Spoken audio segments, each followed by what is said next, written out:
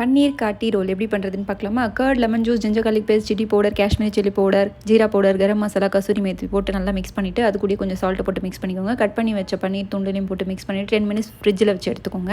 அதுக்குள்ளே ஒரு கறி துண்டை ஹீட் பண்ணி செஞ்சு வச்ச அந்த பன்னீர்க்குள்ளே வச்சு கொஞ்சம் நெய் ஊற்றிங்கன்னா கொஞ்சம் நல்ல ஸ்மோக்கி ஃப்ளேவர் கிடைக்கும். மூடி வச்சுருங்க.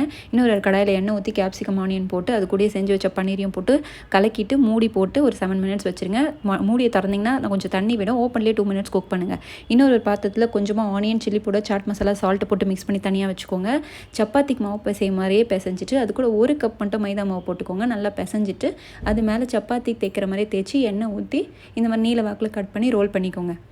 ரோல் பண்ணதுக்கப்புறம் நல்லா தேய்ச்சிட்டு சப்பாத்தி சுட்டு எடுக்கிற மாதிரி சூடாக சுட்டு எடுக்கும் போதே நல்லா க்ரீன் சட்னியை மேலே தடவி கொடுத்திங்கன்னா நல்லாயிருக்கும். பட் என்கிட்ட இல்லை, நான் வந்து மயனஸ் தடவிட்டு உள்ளே வச்சு இந்த மாதிரி ரோல் பண்ணி கொடுத்தேன். செம்ம டேஸ்ட்டாக இருக்கும். டிஸ்கிரிப்ஷனில் டீட்டெயில்ஸ் இருக்குது, செக் பண்ணி பாருங்கள். செஞ்சு பார்த்துட்டு எப்படி வந்திருக்குன்னு சொல்லுங்கள். அது வரைக்கும் ஹாப்பி குக்கிங் அண்ட் பாய்.